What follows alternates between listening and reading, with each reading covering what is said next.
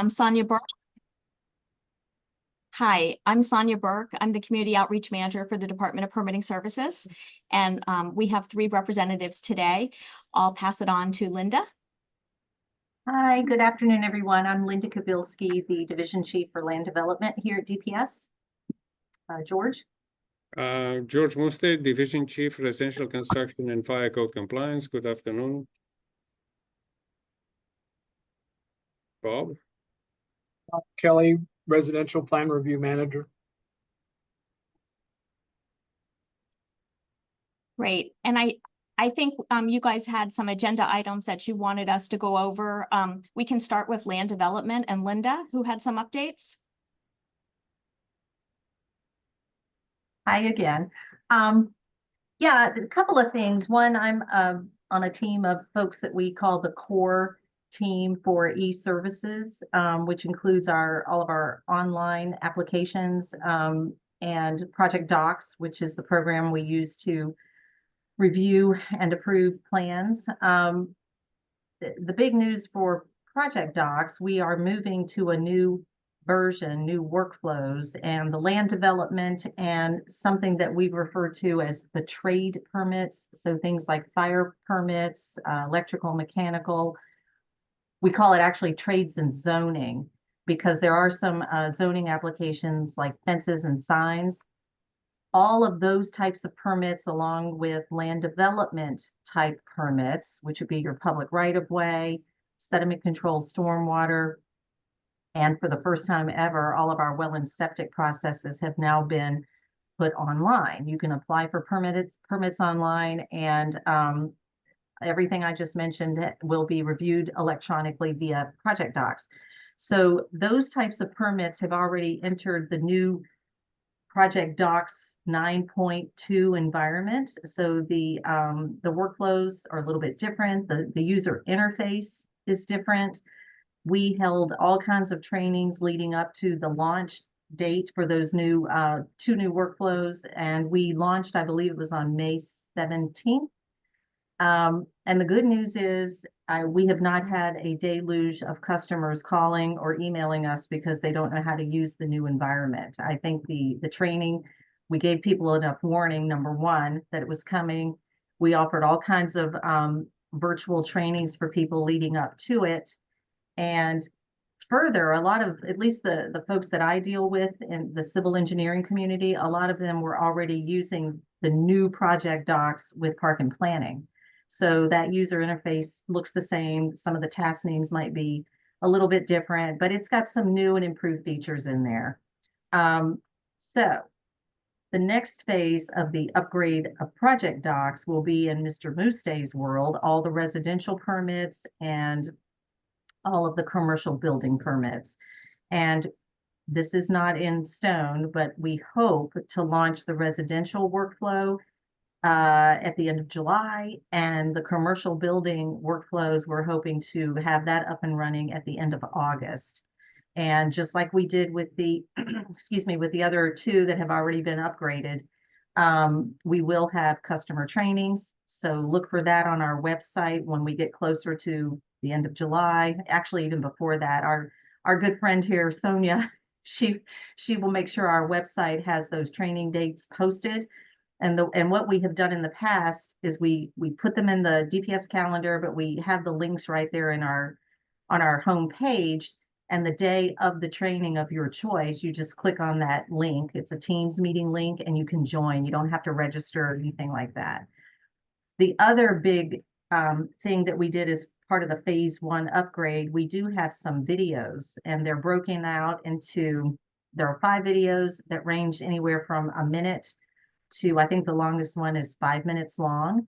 So, if you only want to focus on resubmitting corrected plans, you can use that video, go in there and watch the video and learn more about how to do it properly and things like that.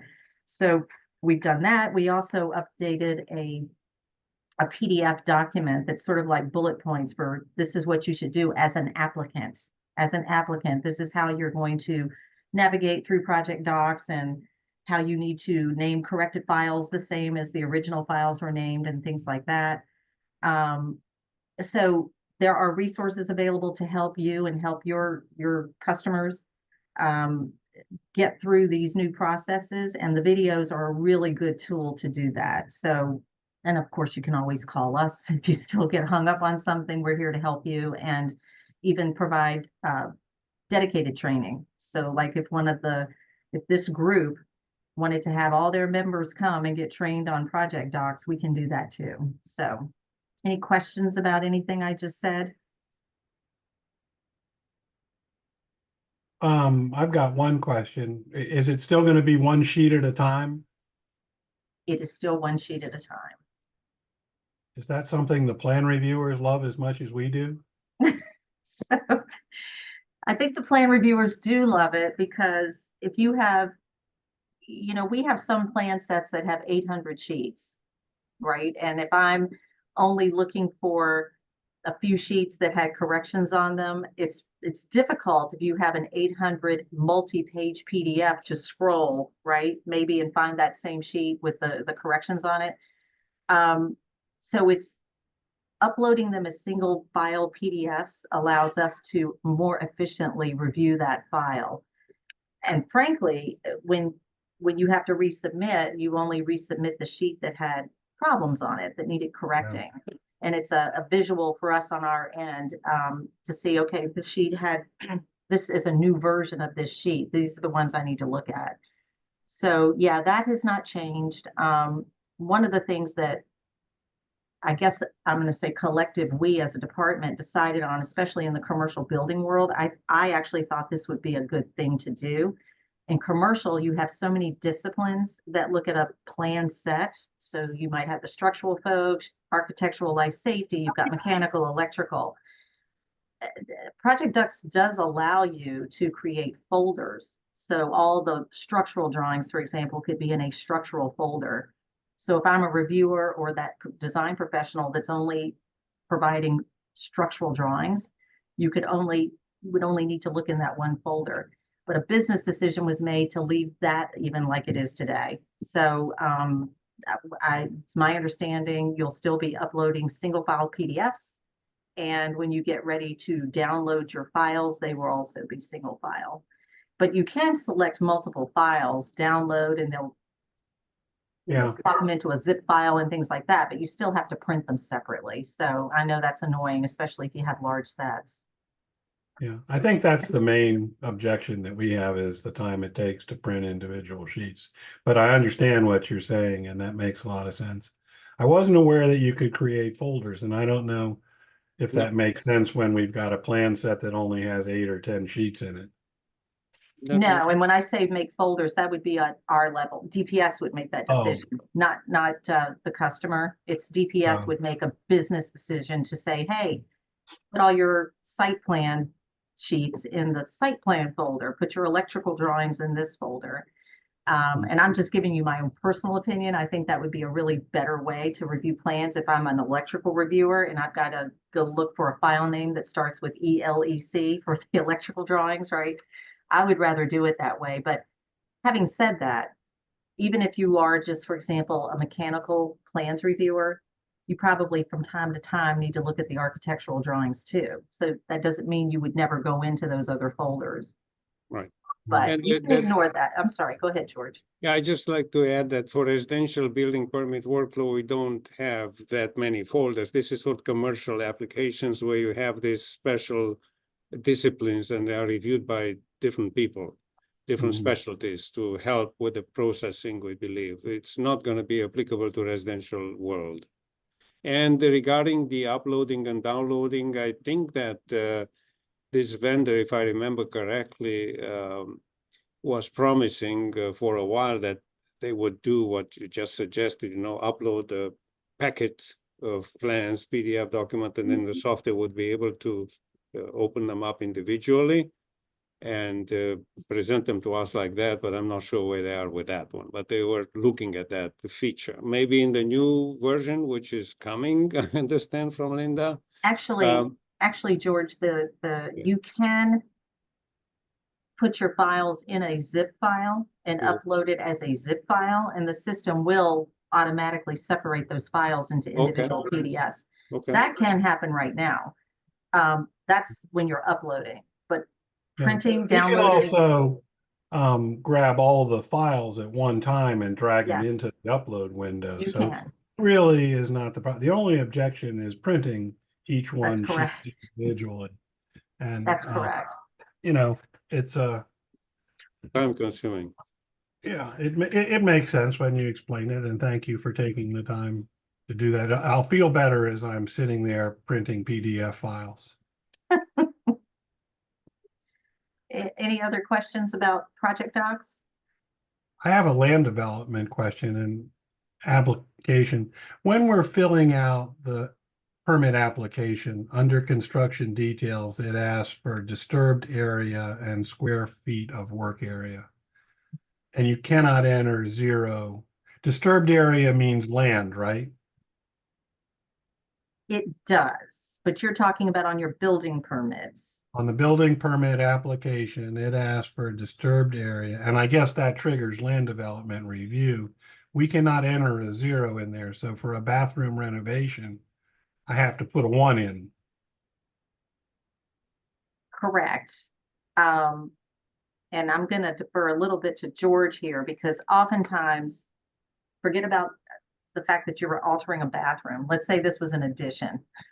It's an addition instead of an interior alteration, because you should be able to put in 0 if there's no land disturbance. And in fact, if you were doing a bathroom alteration, do we still have the disturbed area field? We must, which makes no sense to me either, because that really should be only for things that are affecting land, like a new addition where you're digging out some dirt or you're bringing in heavy equipment that might, kill the grass or what have you. Yeah. So it's interesting that we even have that field in there, but I believe our permitting system captures that no matter what type of building permit it is. Is that true, George? Yes, yes. It's the system is not that flexible to select the fields based on the type of application. It's like Mr. Merrick said, you have to put a number. And I guess that's an IT question. We can get back to you if they can put it, allow 0. Certainly we will. Otherwise, we have to put the one digit to allow the program to roll over. Yeah. Yeah. It's a required field. It requires a number, not a 0.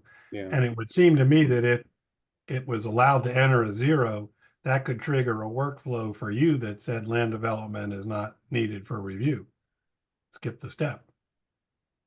And it also would trigger a zoning decision that there's no zoning involved because you're not doing anything. Well, zoning's a little bit different because even when you're doing like some interior work, zoning might still have a role if you're limited. You're putting a second floor on. Yeah, or even if it's I don't know, what's a good example? Like all of a sudden this site is being converted to like assisted living or something like that, then zoning probably does. Zoning looks at every application that comes across their desk that comes into DPS, except for the land development stuff. They don't, any building permits, zoning looks at every single one of them.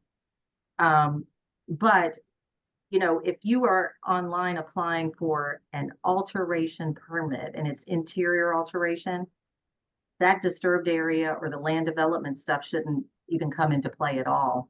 The only time any land development stuff might apply to an alteration, especially like a bathroom or a new kitchen or something like that, is if the property's on well and septic, because you have restrictions with that. But otherwise, it's all inside. Land does not care. Yeah. I'm sorry, David, this is Robbie, the director. Hi, Robbie. I'm curious, are you pointing to specific, instances, or are you just posing a question? I'm just curious where it is, how did you work through that? Yeah, it's something that I go through every time I submit a permit for a bathroom renovation, and You still have to. I just think, oh, this is really not applicable, and I have to log and put a 1. You just do a 1, okay.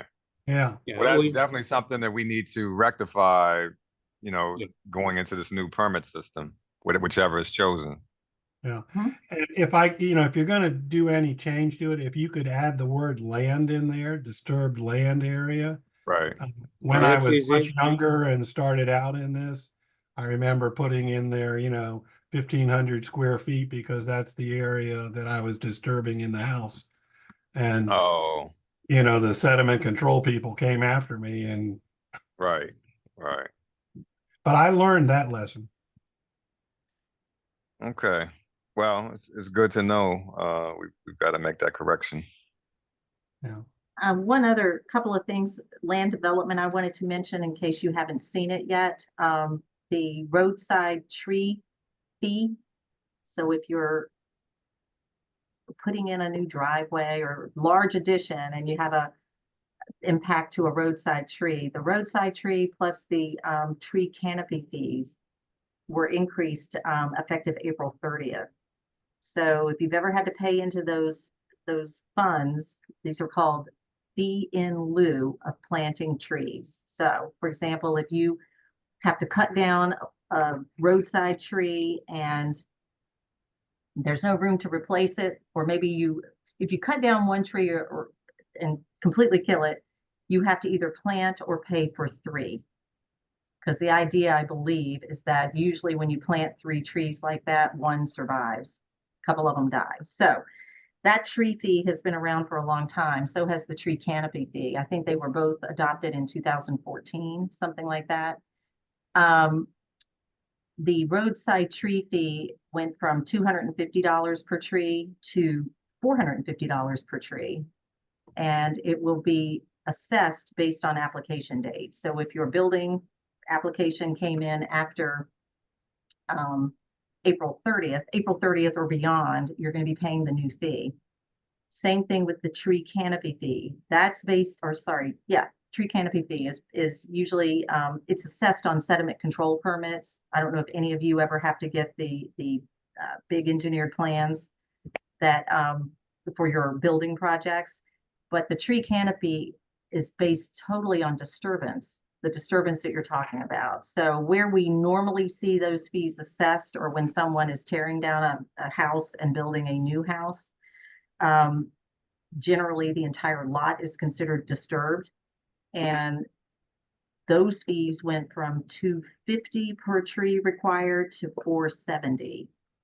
And again, when you submit your sediment control permit on April 30th or beyond, you'll see those new fees kick in. So hopefully you heard about it. I know Sonia put information in our DPS newsletter that goes out every month. Certainly it was a law change in order to have that happen, DEP. I want to be really clear about this piece, what I'm about to say. DPS is responsible for collecting those fees. We do not assess them. We collect the money, and the roadside trees fees that we collect go to the Department of Transportation to plant trees in areas throughout the county. Same with the tree canopy. That's the Department of Environment. They have a whole tree program, and they use those funds to plant trees throughout Montgomery County. Any questions about that or comments? I don't think many of us get into that because we are remodelers. And I haven't seen any of that stuff. If any of the rest of you experienced this or had any problems with it? It would have to be a really large addition. Correct. Right? It'd have to be like a 5,000 or 4,000 square foot addition where sediment control, like an engineered plan, kicks in for you to probably ever see that. So, but in case you ever do, that's what it's all about. I have a question, and this is crazy with case design. And this is following up on what Dave had asked about land development review. So in most cases for projects where we don't have any disturbed land area, all disciplines would be approved and it would be held by land development. So you're literally waiting on land development, even though it's not applicable. And that's where sometimes, it delays the permit release. Is there a way, because it appears that whatever permit you submit, whether there is land disturbance or not, it's still going to go through all the disciplines in terms of review. So is there a way or a contact that one could go through, explain that this is not applicable and get it released? Because you could have a permit, turned around in terms of approval within a week and it's pending land development review. Can I answer that question? Because I Please. just happened to me too.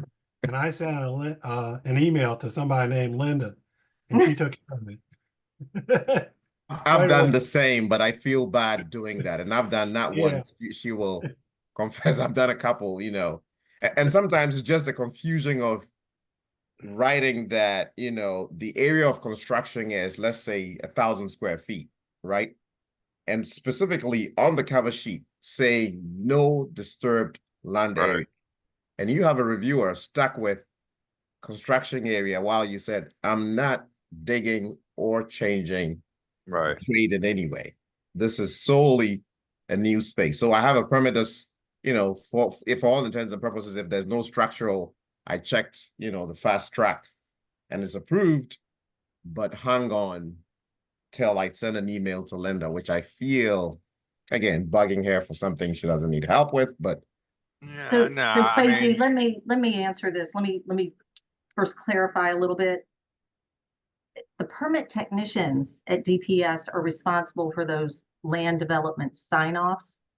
So the application comes in today. It's not coming through my division, right? They look at it, they look at the building permit application and they determine, does this need land development or not? Does it need a restoration permit for right-of-way? Does it need a small land disturbance permit? And if it needs nothing, they waive it. They waive the review. Things like interior alterations, the roadside tree review and things like that are automatically waived, I believe, by the system when that application comes in, because there's no tree issue if it's all interior alterations. But having said that, here's the good news. When Mr. Mustay's new workflow gets, well, let me, before I even say that, that responsibility, as I said, is done by permit technicians, not reviewers here in land development. We don't even see it. Unless there's a need for a right-of-way permit, then it'll come to us as part of a right-of-way permit or a sediment control permit. And frankly, that has been a problem since I came to DPS, how to solve this problem with delays, because the PTs, the permit technicians, generally are more focused on applications coming in, getting them into the review stream for the reviewers to handle, and then getting the permits issued on the back end. So those sign-offs that we're talking about right now are probably this far down on their list to take care of. Here's the good news. When we go to the new project docs workflow, Ms. Lucas, who is the division chief up in the customer service division, she and I had a whole discussion about that. I said, this is where we can solve this. With the new version of project docs, the permit technicians will have they'll have a screening just like they do today when the permit comes in. But the difference is they will be able to put comments back to the applicant saying, hey, you didn't pay your fee, or you didn't upload the right plan. They will also be doing the land development screening at that time, not, you know, down the road when they have time to fit it in and stuff like that. When they screen that building permit, they're going to determine at screening whether or not it needs land development. If it doesn't, they're going to go into the permitting system and waive those reviews. If it does, they're going to write back to you, Quasi, and say, this needs a restoration of the right-of-way permit, denying it at screening, telling you to go apply for that right-of-way permit. And when you have your permit number, you send your task back to DPS, reference the right-of-way number. And this is getting a little bit in the weeds here, but once they have a permit number application, they are going to go into the permitting system and link it to your building permit. So when the right-of-way permit gets issued, they will automatically sign off on that review in the building permit. Gail is going to train and and really push that point home so that that work that they're doing as time allows today, they're going to be doing up front. So there won't be this big lengthy delay, including, I would say most of the time, a lot of those reviews can be waived. It's only when you get into large construction activity, whether it's a big addition or a pool is being installed, something like that, where you must get a restoration permit regardless if there's a driveway there or not already. And that would also include to some degree drainage. I know George's team, if the PTs don't recognize that it needs a drainage review, his folks are going to be putting that on the applicant's radar early and saying you need this, and we will actually have a task now for drainage reviews. So when it really does need one, you guys probably don't feel this because this is happening at DPS internally, but today we don't have a task. So it's all outside of project docs with someone emailing one of my folks saying, hey, this needs a drainage review. Here's the plan. You have access to it. Go review it. Going forward, we will have an actual task where we can send things back via the project doc system. So the good news is when that launches, the permit technicians will be changing the way their business practice and how they handle those land development reviews. Make So sense? as we monitor this, we can go into the data search and look at the review section, and we should see each of those reviews scheduled, right? So what you're saying, that would appear on that list. So what you see in data search is what's programmed in already. So if it's an addition, generally you'll see a drainage review automatically load. It automatically loads. Roadside tree automatically loads. I'm not sure if sediment control automatically loads. It may not, but some things auto load and you'll see them sitting out there, but they have no result in them, right? Going forward. No, sometimes if you look the next day, they're gone, or they've been resolved. They just say waived, or what is it? It either says waived or not required there. But I think the lesson is if we see something there that we don't agree with, we can contact the permit tech right away, right? Correct. Yeah. And I think the big takeaway from this is the permit technicians are going to, again, identify any land development stuff you need early in the process. And if you don't need it, they're going to waive it early. But that will come in about another month. So hopefully that will solve a lot of that pain you're talking about. New construction is a different story, and I know y'all don't do new construction, but a new home always requires those things. And depending on when our permits get issued, not approved or not applied for, the right-of-way permit or the sediment control permit must be in an issued status for us to sign off and let your building permit go out the door. Okay. All right. You're Makes muted, sense. Crazy. Muted, sorry. I was trying to find out whether a part of this problem or issue could be the fact that the permit technicians are the ones addressing the need, or so to speak, the review. Because back in the day when we would physically come into the office and submit with hard copies, a land development reviewer would take a look and say waived and pass you on to either fast track. So, and I've gotten into a couple, I don't know about others, but where the permit tech, which I just learned because I thought it was being reviewed by land development, but from what you explained, it doesn't come to you all till they determine. No, and even back when we were doing fast track and you would come in person with your plans, you would go to the building permit tech first. That's Correct. where you go and you get your application in the door, and they would send you over to land development. Correct. And guess what? You were meeting with a permit tech, not a plan reviewer. Oh, okay. Exactly. But what I'm experiencing more now is more of these techs arguing the fact that your project application has to stay in queue for land development while it's non-applicable. So you know, there are a series of things you answer, you know, disturbed land area. If it's one, they assume that it's nothing, you know, area of work, 2,000 square feet. And just the fact that, you know, you have that area of work, or even if I'm doing an ad story, you know, so I could literally say addition, 500 square feet, but there is no disturbed. So there's a back and forth exchange of emails while the tech is holding a permit which has all disciplines approved Mm, for land development. That's a different problem. If I'm hearing you correctly, the permit technicians are either unclear or Correct.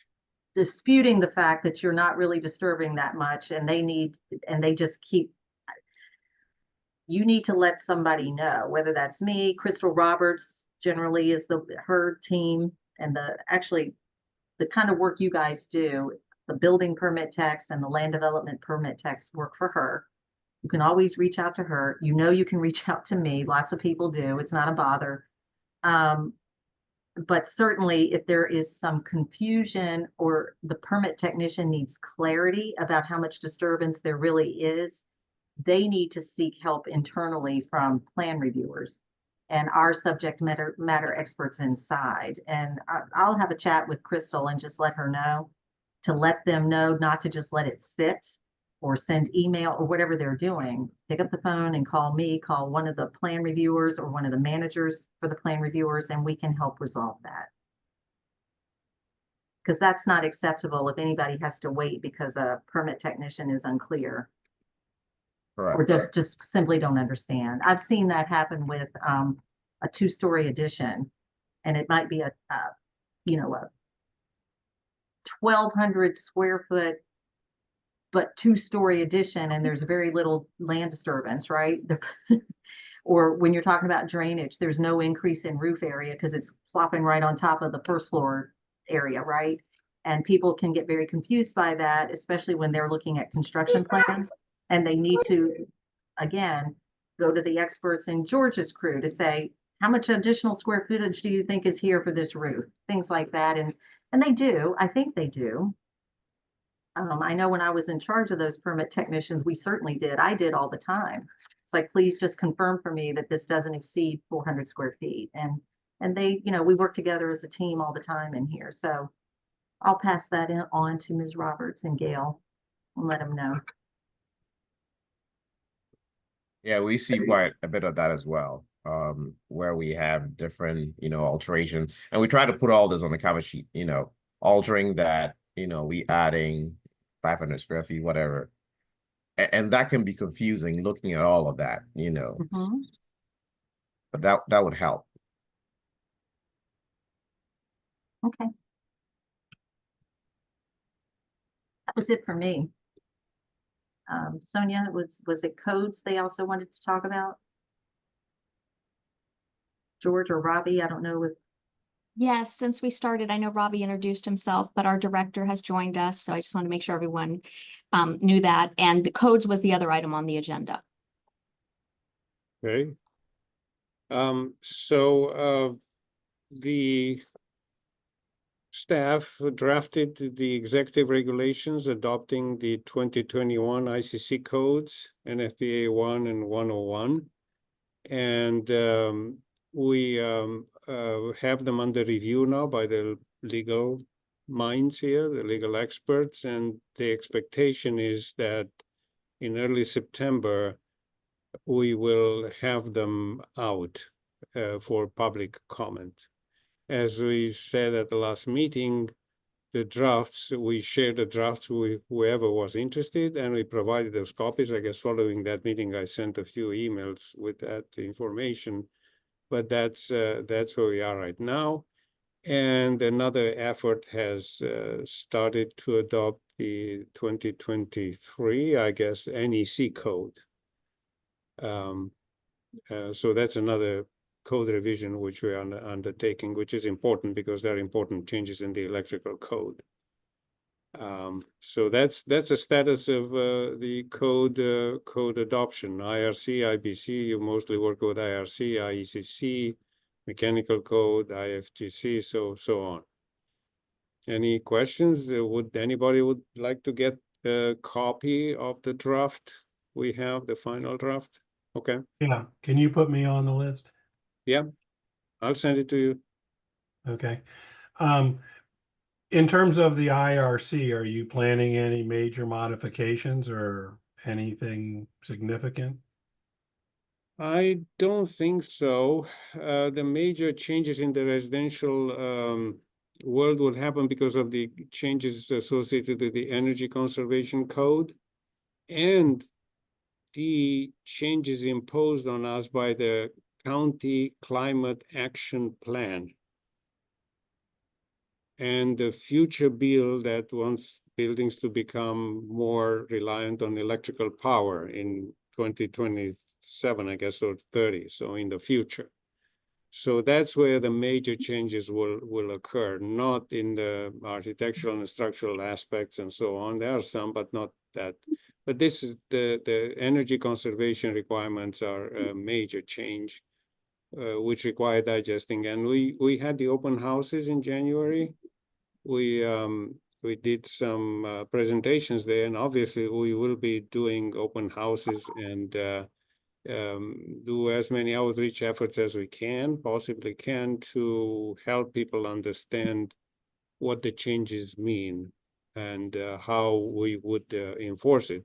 There's going to be more scrutiny on those plans as well, because we need to really figure out the type of equipment, mechanical equipment associated, the efficiencies.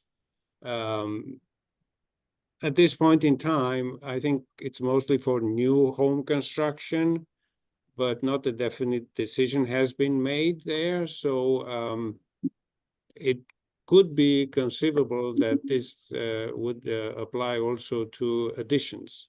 Additions being new construction, then the new provisions of requirements of the energy code would apply. So you have to be familiar with that. That will require some learning, some accommodation. Yeah.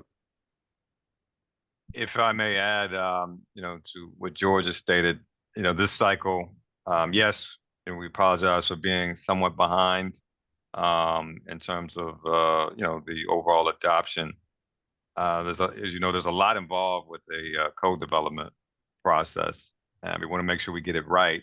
This particular cycle, as you know, it's not about the building provisions, you know, and all the basic stuff. It's having to meet the you know, the legislative mandates, you know, revolving around electrification.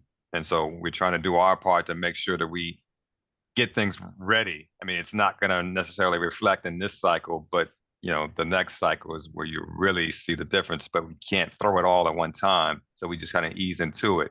So that's where you'll see a lot of the changes in, you know, the amendments related to the energy provisions. I can recall, what did Georgia, didn't we add some stuff about solar reflectance, which maybe wasn't Yes. there before? It You wasn't know, there things like before. that, EV ready. EV ready, which those- is the state legislation and so on. Yes, go ahead, Robert. Sorry. Yeah, those are the types of things you'll see. But the thing is,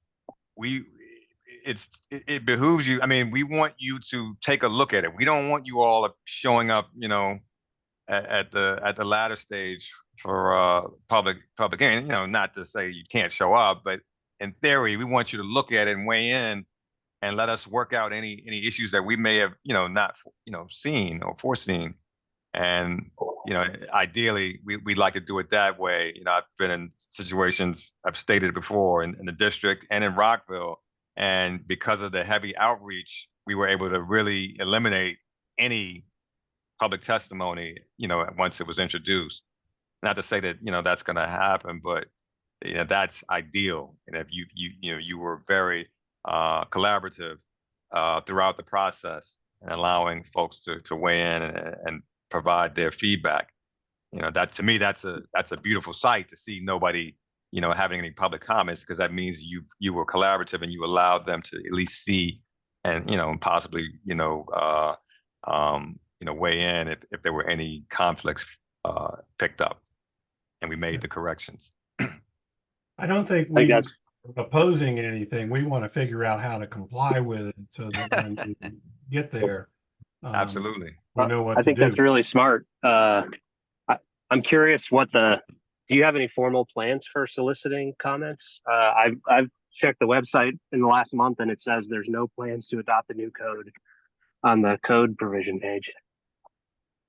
Well, I mean, once we get the legal sufficiency review completed, it'll go over to the executive's office and get signed off. And at that point, you know, it goes into the register for, what is our comment here, period, 30 days, 45? Yeah. That's, you know, where you first stab at, you know, providing any formal comments. But again, we want to kind of get it to you, you know, before that period. And that way you can take a look at it and we can make any corrections deemed necessary. Doug, So, Doug, I think I sent you a copy of the ER after last meeting. If you haven't received it, let me know so I can resend it to you. But nothing's changed, at least in residential, since then.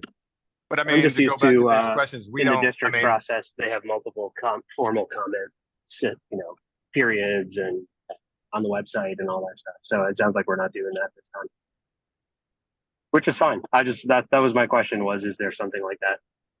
oh, you know, meaning previously we allowed stakeholders to provide comments through the No, I'm website? just more familiar with the district, the DC adoption yeah, setup. Yeah. No, previously we haven't. We were just Yeah, publishing no, them and I going don't through think so. public hearing, which was poorly attended, I would say. Now with Robbie's initiative here, we want to be more proactive and collaborate with people. So that's why we shared this as early as possible when we had a solid draft, something, you know, we can show.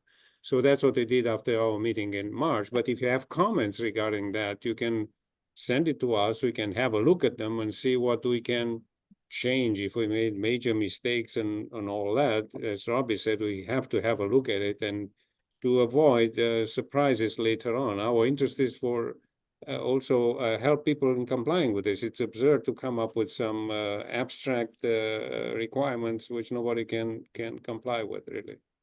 Well, he mentions the district. I mean, I don't know if it's changed since I was, you know, on the construction codes board. I mean, we went so far as to allow stakeholders, even residents, would submit code change proposals. I mean, there's pros and cons with that, you know, because you're getting a lot of stuff that really didn't make sense, but it's still the fact that we were being, you know, collaborative and allowing people to present things that they felt like could be a, you know, a difference maker. Will we ever go to something like that here? Potentially. You know, we hadn't really had that discussion, but I do appreciate the opportunity to not just to comment on what staff, because we don't have the luxury of having a board here in the county. It's staff working on, you know, the model code and making the necessary amendments. But I do like the concept of giving stakeholders the opportunity to present formal code changes and us taking a look at it and responding. I mean, to me, there's a beauty in that. But you know, it needs to be set up as a formal process. Otherwise, it's just, you know, people emailing, you know, kind of time consuming. But the ICC has a code development process. Yes, for the model code, yes. What I've found is when we started, because when I worked at DC, when they made some code changes, when they got brought up into the national arena, all the problems came out. So that's something that when it's vetted out and you've got all the design professionals looking at what may appear to be a minor change ends up being a major change, it can really open up a lot of problems. But I think No, you're right. Montgomery County has worked with like the National Home Builders Association to help them on things that they were trying to carry forward into the model codes. And I'm all for that. Sure. I would argue adamantly about submitting code changes from a local arena, but that would be your call. Yeah, I mean, it hasn't really come up. I'm just saying, there was some benefit to, you know, into that process and allowing people the opportunity to, you know, to present, you know, ideas. The problem with it, like I alluded to, is just you kind of get inundated with stuff that really didn't really make a whole lot of sense.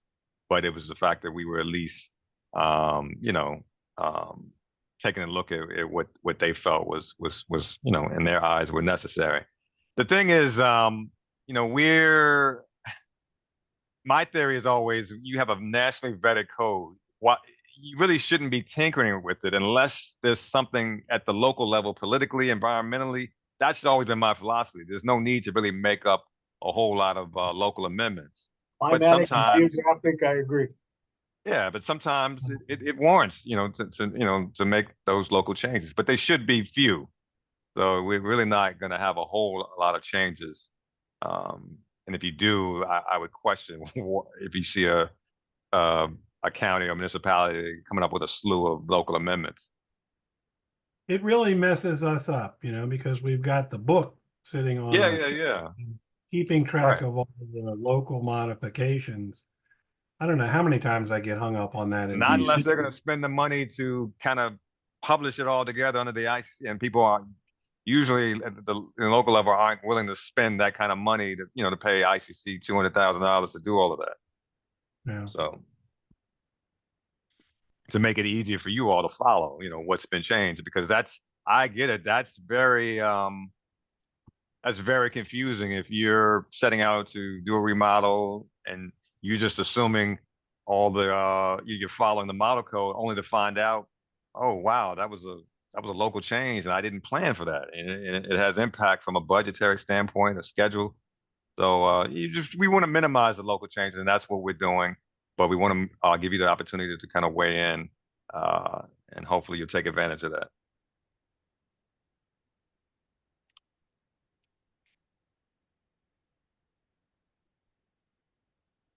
Anything else? Plus, we have training prepared that is going to be a presentation on the significant changes. Great. That'll be blasted all over everywhere when we're ready to deliver. Yeah, looking forward to that.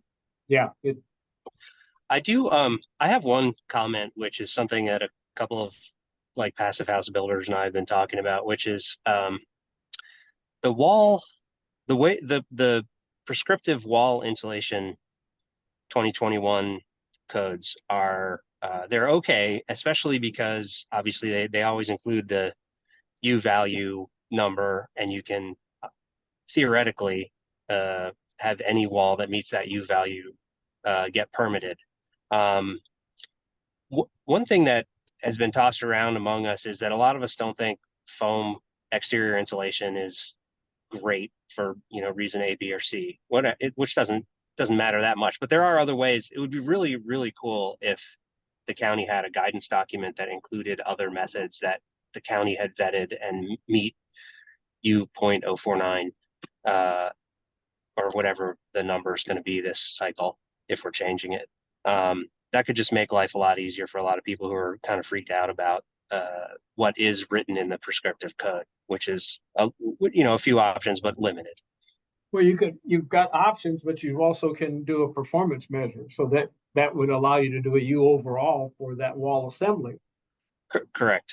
So there's I several just think options. it'd make life a lot easier for builders if the county said, like, for example, someone's written a little white paper that a 2x6 wall with 1.5-inch strapping perpendicular to the studs filled with rock wool meets that U value. If the county, I don't think the county needs to amend any codes or anything, but if they could just put out one of those little documents that says, hey, by the way, we agree, you don't need an RDP to do a $50,000 thermal study. We agree that this meets that U value. I mean, that's a great suggestion. You can include it I'm a very big proponent of our guidance documents, but if we're gonna do it, let's make sure that we, really give the guidance and talk about alternative methods that would be, deemed acceptable here in the county. You have I think that would make the new codes go over a lot better because a lot of people are very freaked out about that stuff. Sure. You have a document now. You have a document now for prescriptive compliance, and that will have to get revised for the new code. So you could add that information into that document. Yeah. That this wall assembly has been suggested and is good for our area. We will do that. Okay. Well, I'd be happy to throw some suggestions your way, including that specific white paper if it's helpful. Okay, appreciate it. Sounds like a plan.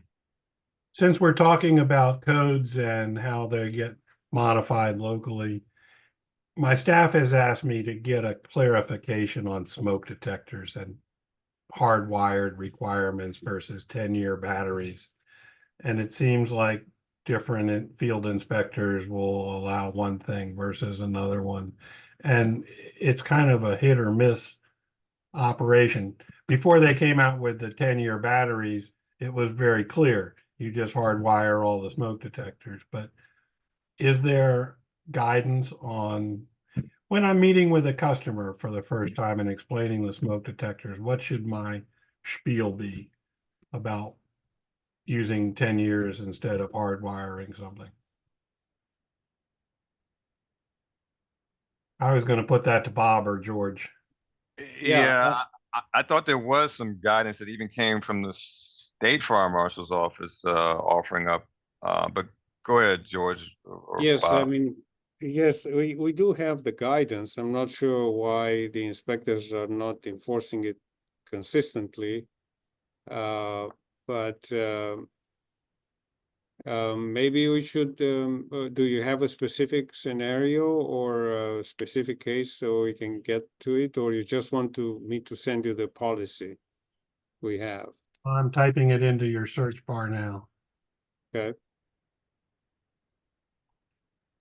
And David, one comment I would make is if you could indicate on your plans when you submit them,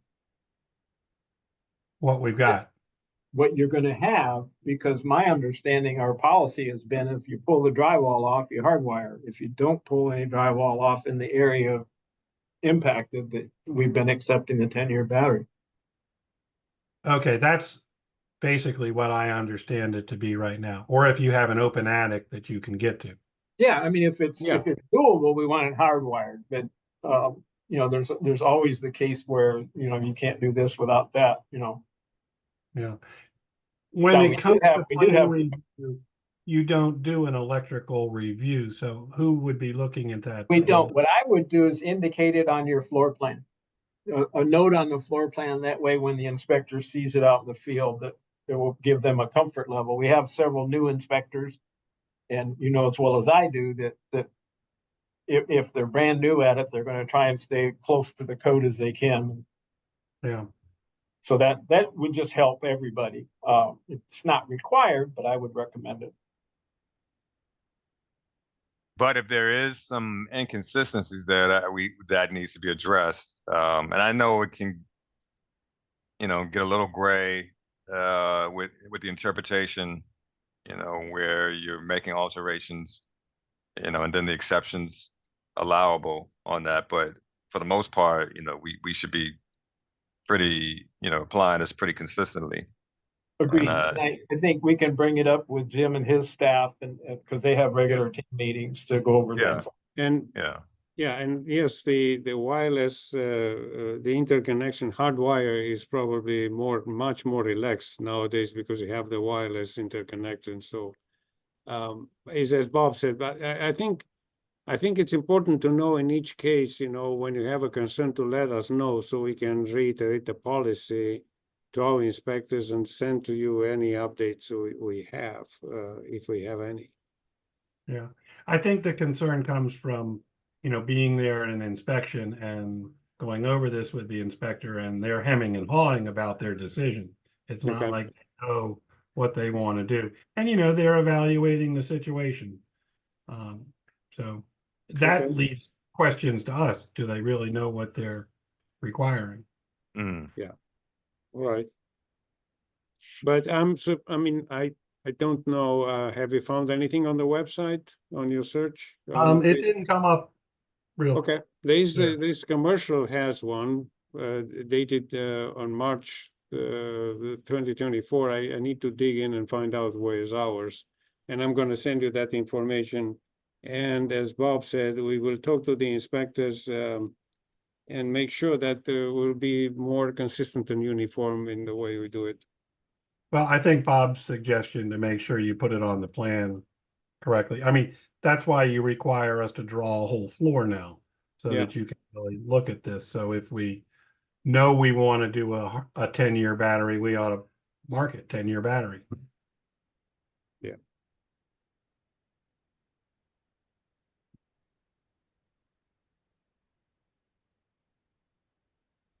You know, all the people on this call love the codes.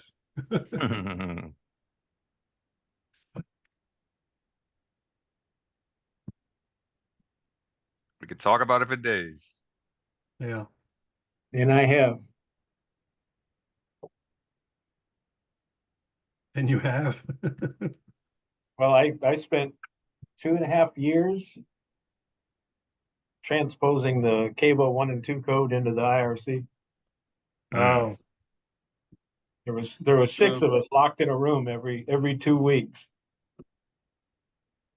Okay, Mr. Merrick, the policy is posted. I'm gonna send you a link. It's called, what is it called? Smoke, code interpretation, smoke alarm requirements, smoke alarm policy. I'm gonna forward it to you. Yeah, I remember it being posted. Okay, I put detector in there. That'll teach you. yeah, all right. Bob, I was just cleaning off my bookshelf and I threw away the Kobo book. That's a collector's item. I still have one on my bookshelf. That's what I started out with as a young inspector. All 23 pages of it. Exactly. Dave, I just bought a used one this year so I can show the youngsters what code used to look like. Wow. I could have given it to you. I just got back into collecting vinyl records after Oh. throwing all mine away or selling all mine 30 years ago. Oh, no. But you need a good machine to listen to them. Well, see, you buy the vinyl records, then you got to buy the $3,000 turntable so that you can play There them it with is, right there. I with didn't throw the 5,000 turntable away. $5,000 stylus to sit on the turntable. So that Yeah. been there, done that, and then I got an iPhone. You know, But paying $35 for a record I got rid of, it really hurts. Mm. right, There was a this has been a great Japanese, discussion. there was a Japanese turntable that had 5 laser beams to read the disc in front and beyond the channel on the sides to read the warping, and then only one reading the music in the channel. But it was very, very, very expensive, but it's a wonderful tool. so you bought one, right? Not me, not me. I'm on a budget. So Kimmy, I think we have covered everything on the agenda. If people don't have anything else. All right. If you guys are all good and there's nothing else to add, I'll stop the recording. Thank you, guys. Thank you. Thank you. Thank you for Bye. this opportunity. Thank you for putting up with us.